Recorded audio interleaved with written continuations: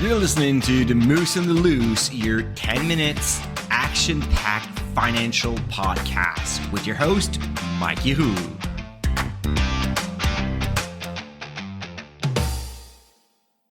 Hey, what's up, Market Moose? Mike from The Moose on the Loose. I hope you're doing well on this Thursday.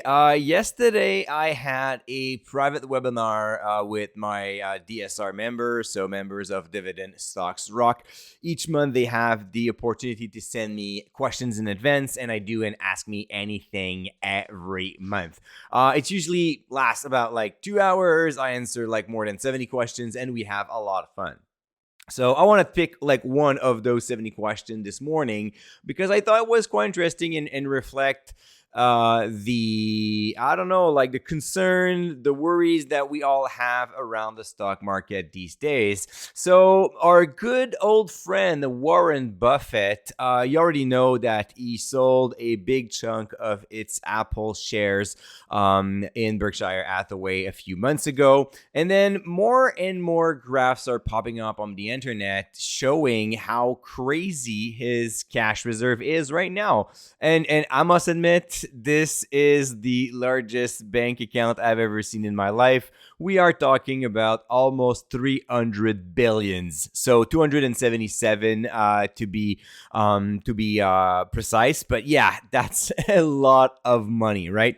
So coming from the place where Warren Buffett is probably the best investor that ever lived, that Berkshire Hathaway, his company, has made marvels and is known as being one of the most profitable holding company ever. So they invest in companies, they make it grow, and then they sell sometimes their share like Apple for a very sweet profit.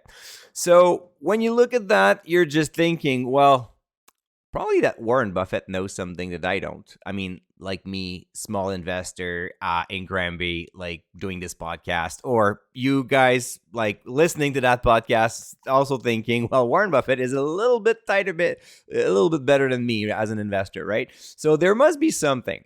So we're going to talk about two things today: the sale of Apple, and also the reasoning behind staying in cash right now. We're trading at an all-time high. The election in the States just went through. News in Canada for the economic growth. Actually, we just should say economic status because the word growth is definitely disappearing. Probably more interest rate cuts are coming, which could be a good news if you have a large mortgage, but for the economy, it's not good news.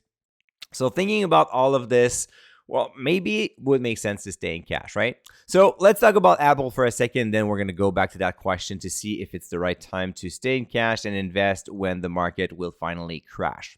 So Apple, first, when you ask yourself that kind of question, you have to ask yourself, well, do I have 40% of my portfolio invested in Apple? Because it's one thing to follow Warren Buffett, but if you're not following him completely, meaning that your top 10 holdings right now should be Apple, American Express, Coca-Cola, Chevron, Moody's, Kraft, Chubb, Mitsubishi, Itochu Corp, and DaVita. And don't ask me what Itochu Corp does. I have no clue, but that's the top 10 holdings from Berkshire Hathaway from this summer.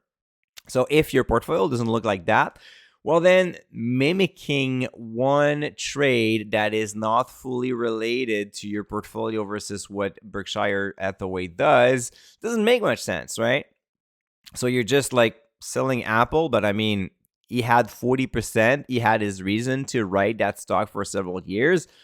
We probably should have all did the same thing as he did because that was a great move. But I mean, insight is always 2020. Actually, Warren Buffett should have invested his fortune in Bitcoin and today would be by far the most richest person in the world. So it's easy to second guess investment going forward, when you look back, right? So selling Apple, I mean, he did sold a part of it, but it's still its largest asset. So what you have to understand here is the lesson where when you think a company is too large in your portfolio, it's probably time to trim. Regardless if it's Apple or not, it's probably a good move to cash some profit after a long ride and after the fact that now your stock has a plateau that you're not comfortable with. Well, Literally, Warren Buffett has a higher plateau than I have. Like my plateau is 10%. His was probably 40%. So who knows? But it just like trimming to rebalance your portfolio could be a good thing. But if you're thinking about, oh, Warren Buffett sold all his shares, well, not really. It's still its largest position in his portfolio. So now let's go back to how about staying in cash? I mean, that cash reserve of almost 300 billions, that kind of like make you think the market crash is coming and he's going to be ready to invest a lot of money. So I decided to look a little bit closer to Berkshire Hathaway cash pile over the year, just because I was curious to see when was the last time it was at a all-time high. And ironically, it was a all-time high right after the financial crisis of 2008. So in 2007, 2008, 2009, Berkshire Hathaway actually used its cash, invested, made amazing, great deals, invested when the market was low. So that was fine. But they started to take some profit because in 2011, 2012, they were showing their highest cash balance ever. And then they invest a little bit, but between 2014-ish until 2020, the cash pile was just building and building and building. You know what was building in the meantime? The stock market. The stock market was going higher and higher and higher and higher, while Berkshire Hathaway was just staying more and more and more in cash. So there are two things here. One, they all knew about COVID. They were actually manufacturing this virus and they knew it was going to happen in 2020. So they built cash for 6 years and then they invested massively. So you can see the cash pile going down when the market crashed. Or something that makes a lot more sense, it is just because of the size of Berkshire Hathaway, it is hard to make investment that will really move the needle. They're a highly disciplined investor and they follow the rules and they rather to stay in cash for a very long while instead of just investing for investing. So that is a strategy. That's their strategy, I believe, where whenever they see something interesting, they will invest. But if not, they will just stay in cash. And with this kind of size, they don't even need to make more money, right? They are already a very successful holding company. It is highly profitable. They're generating so much cash flow. It's probably just a problem of like, I'm making too much money and I don't know where to invest my money anymore. So I'd rather be prudent and preserve that cash. Mind you, there's a counter argument because it's hard to preserve cash against inflation over time.